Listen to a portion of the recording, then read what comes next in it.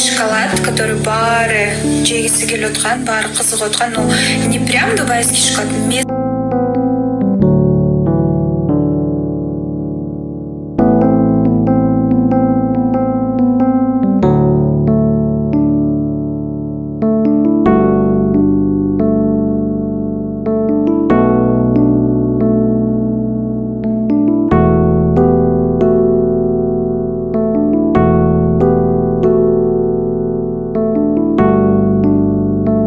Живой подписчик керек болса, анда менің кегіме спонсор болып қатышыңыздар.